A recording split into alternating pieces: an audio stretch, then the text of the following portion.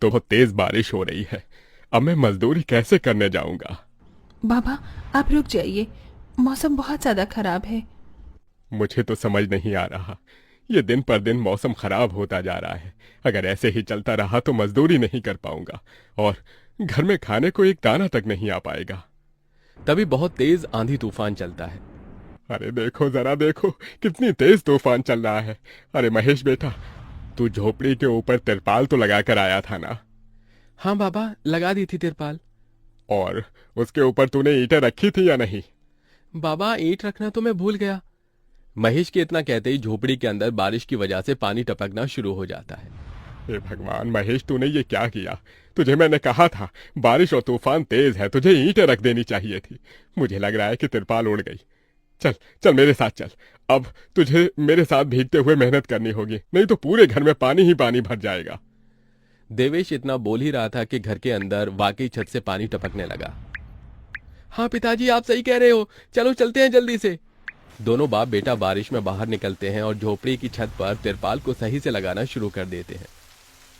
अरे बेटा, ईंट को अच्छे से रखना, कहीं ईंट गिर न जाए। ठीक है पिताजी, सही सही रखूंगा। महेश इतना कहकर अच्छे से ईंट से तिरपाल को दबाने लगता है, जिससे छत ढक जाती है और झोपड़ी में पानी टपकना बंद हो जाता है। लेकिन इसी के चलते हुए बेचारे दोनों के दोनों बहुत बुरी तरह भीग जाते हैं। अरे चलो बेटा, बहुत ठंड हो रही है, बाहर घर में चलते हैं। चलो, बरसात में मौसम बिल्कुल ठंडा हो गया है। हाँ पिताजी, आपने बिल्कुल सही कहा, चलिए। जब दोनों बाप बेटा घर के अंदर आ जाते हैं तो मेघा उन्हें सूखा कपड़ा देती है और अपना शरीर पोंछने के लिए कहती है। आप लोग अपना शरीर पोंछ लो और सूखे कपड़े पहन लो, नहीं तो ठंड लग सकती है। मेघा के दिए हुए कपड़े दोनों पहन लेते हैं। तभी बीमार शकुंतला बिस्तर पर पड़ी हुई मेघा से कहती है। अरे बेटी, तूने खाने के लिए कुछ बनाया नहीं? माँ, मैं बारिश के रुकने का इंतजार कर रही हूँ। घर के अंदर खाना कैसे बनाऊंगी? सारे में धुआं ही धुआं हो जाएगा। मेरी दवाई का समय हो गया है और मुझे भूख भी लग रही है। ठीक है माँ, मैं कुछ करती हूँ। मेघा अपने सिर पर एक सफेद कट्टा रखकर बारिश से बचते हुए बाहर से कुछ ईंटें लाकर घर के अंदर ही छोटा सा चूल्हा बना लेती है और उसी पर खाना बनाना शुरू करती है। अरे बेटी, पूरे घर में धुआं ही धुआं हो गया है। पिताजी, खाना बनाना भी तो बहुत जरूरी था। मेघा जैसे तैसे करके जल्दी जल्दी खाना बना लेती है। वो खाने में नमक मिर्च वाले चावल ही बना पाती है। माँ, माँ उठो, ये लोग खाना खा लो। शकुंतला मेघा के हाथों से खाना खाती है। शकुंतला के पूरे शरीर को पैरालाइज हुआ था, जिसके कारण ना तो वो हिल सकती थी और ना ही वो उठ सकती थी। मेरी प्यारी बेटी, इतनी कम उम्र में तेरे ऊपर कितनी जिम्मेदारी आ गई। हम गरीबों का कुछ नहीं हो सकता है। इस गरीब झोपड़ी के अंदर हम कैसे कैसे दिन देखते हैं। कोई बात नहीं माँ, बच्चे समय के अनुसार बड़े होते हैं, लेकिन मैं समय से पहले बड़ी हो गई हूँ। आपको तो खुश होना चाहिए। मैं तो इस कदर लाचार हो गई हूँ कि तेरे सर पर हाथ रखकर तुझे आशीर्वाद भी नहीं दे सकती बेटा। शकुंतला की आंखों से आंसू निकल रहे थे। मेघा उसके आंसू पोंछकर अपनी मां को हौसला देती है, जिसके बाद वो अपने भाई और पिता के साथ बैठकर खाना खाती है। बारिश होती ही रहती है, लेकिन बारिश रुकने का नाम ही नहीं लेती। खाना खाकर वो सभी सो जाते हैं। आधी रात के समय जिस तरफ शकुंतला का बिस्तर होता है, वहां पर पानी टपकना शुरू हो जाता है। अरे ये क्या, पानी टपक रहा है। मेघा, मेघा, लगता है सो गई। अब मैं क्या करूं? ये पानी तो धीरे धीरे टपकता ही जा रहा है। शकुंतला रात भर अपने ऊपर टपकते हुए पानी को ऐसे ही झेलती रहती है, जिसकी वजह से सुबह तक उसके पूरे शरीर में बुखार फैल जाता है। अरे, अरे ये क्या माँ, आपको तो बहुत ही बुखार हो गया है। रात भर ये झोपड़ी की छत टपकती ही रही। मैंने तुम्हें उठाने की कोशिश की, लेकिन तुम्हारे तक आवाज नहीं गई। ये सुनकर मेघा को बहुत अफसोस होता है।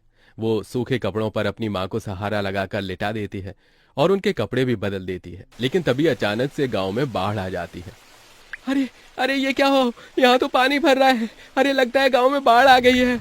अरे हम लोग क्या करें? अरे बेटा महेश, अरे भाई, अपनी माँ को कंधे पर उठा, नहीं तो हम सभी बह जाएंगे। अरे पानी में कोई जुगाड़ करता हूँ बेटा। देवेश फौरन घर के बाहर जाता है। जहां वो आसपास देखता है, उसे एक रेडी दिखाई देती है। देवेश उसे लेकर आता है, जिस पर शकुंतला को लिटा देता है। अरे चारों तरफ पानी ही पानी हो रहा है, हमें अब यहाँ से जाना होगा, नहीं तो पानी में हम डूब जाएंगे। तभी अचानक से उनकी झोपड़ी पानी में डूबकर बह जाती है। हमारी झोपड़ी चली गई। बेटी, अब हमें भी यहाँ से चलना होगा। तुम्हारी माँ को यहाँ से किसी ऊंचे स्तर पर लेकर जाना होगा। देवेश, महेश और मेघा तीनों शकुंतला को रेडी के साथ वहां से ऊंचाई पर लेकर जा रहे होते हैं, लेकिन पानी बहुत ज्यादा होने की वजह से रेडी का संतुलन खराब हो जाता है और वो पानी के साथ बहने लगती है। पिताजी, पिताजी, माँ रेडी के साथ पानी में बहते हुए जा रही हैं। हे भगवान, अब हम लोग क्या करें? अरे हम लोग भी डूब रहे हैं। कोई सहारा मिलेगा तो हम यहाँ से बाहर निकल पाएंगे, नहीं तो पता नहीं आज क्या होगा। हे भगवान, कोई हमारी मदद करो। हे ऊपर वाले, कुछ तो करो। तभी मेघा को एक बड़ी सी लकड़ी का सहारा मिलता है। वो उस लकड़ी के सहारे अपने पिता और भाई को भी बचा लेती है, जिसके बाद वो तीनों लकड़ी के सहारे तैरते हुए एक ऊंचे स्तर पर पहुंच जाते हैं, जहां पर काफी लोग होते हैं। हे भगवान, मेरी 8 साल की बेटी थी, कहीं नजर नहीं आ रही। इस बाढ़ के कारण वो पता नहीं कहां पानी के साथ ही बहती चली गई। वहां सभी अपने परिवार को लेकर दुख में थे और यहाँ मेघा, देवेश, महेश तीनों शकुंतला के लिए फूट फूट कर रोने लगे थे। मेरी माँ पता नहीं कहाँ चली गई, पता नहीं किस हाल में होंगी वो। क्या वो अभी जिंदा होंगी या नहीं? तुम ये कैसी बातें कर रही हो? हौसला रखो, सब कुछ ठीक हो जाएगा। माँ वापस आएंगी। ये देखो, सरकारी लोग हमारी मदद कर रहे हैं, बिछड़े हुए परिवार के सदस्यों को ढूंढ कर ला रहे हैं। महेश, मेघा और देवेश तीनों शकुंतला की राह देखते ही रह जाते हैं, लेकिन सरकारी आदमियों को भी शकुंतला की न तो लाश मिलती है और न ही उसका कोई अता पता, जिसके कारण अब उन्हें यही लगता है कि शकुंतला दुनिया में नहीं रही। इतनी बारिश हो रही है, माँ का तो कुछ पता नहीं। अब हमें हमारे लिए कुछ करना होगा। तुम सही कह रही हो बेटी, अब हमें कुछ न कुछ तो करना ही होगा।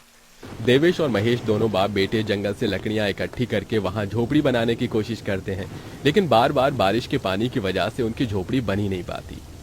बारिश बहुत जोरों से हो रही है, मैं यहाँ वहाँ से पन्नियाँ इकट्ठी करती हूँ। मेघा पन्नियां इकट्ठा करती है और उन्हें जोड़कर तैयार करती है, जिसे वो अपने पिता और भाई के ऊपर रखकर उन्हें बारिश से बचाने की कोशिश करती है। और इसी के चलते महेश और देवेश झोपड़ी बना लेते हैं और उसमें वो सब रहने लगते हैं। चलो, हमने जैसे तैसे करके अपने लिए मजबूत झोपड़ी तो बना ली। काश माँ और मिल जाती तो अच्छा होता। मेघा अफसोस करते हुए रो रही थी कि तभी उसे झोपड़ी के बाहर से अपनी माँ की आवाज आती है। मेघा, महेश, कहाँ हो तुम दोनों? मेरे बच्चों, कहाँ हो तुम दोनों? मेघा, ये तो माँ की आवाज है। मेघा जैसे ही झोपड़ी के बाहर आती है, वो बारिश में भीगते हुए अपनी माँ को खुद अपने पैरों पर चलकर आते हुए देखती है।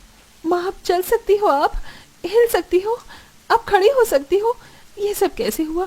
ये तो एक चमत्कार है। बहते बहते पता नहीं मैं कहाँ पहुँच गई थी और बेहोश हो गई थी। जब होश आया तो हाथ पैर अपने आप काम करने लगे थे। फिर तो मैं ढूंढते हुए यहाँ तक आ गई। ये भगवान का चमत्कार ही था। हमारी झोपड़ी भी टूट गई। भैया और पिताजी ने दोबारा झोपड़ी बनाई है और इस बार बहुत मजबूत झोपड़ी है। एक बूंद भी नहीं आ रहा अपनी झोपड़ी के अंदर। माँ, चलो हम सब एक साथ पहले की तरह रहेंगे। शकुंतला को सही सलामत देखकर महेश और देवेश दोनों बहुत खुश होते हैं। वो सभी एक दूसरे को गले से लगा लेते हैं। इस तरह बारिश में भी गरीब की झोपड़ी उनके काम आती है और वो उसी में अपना गुजारा करते हैं। बरसात खत्म होने के बाद महेश और देवेश दोनों मिलकर काम करते हैं और पैसे जोड़कर अपने लिए पक्का मकान बना लेते हैं, जिसके चलते अब शकुंतला भी अमीर घर की कोठियों में काम करके कुछ पैसे जोड़ती है और धीरे धीरे घर की परेशानियों को खत्म कर देती है। अब वो सभी एक साथ खुशी खुशी रहने लगते हैं।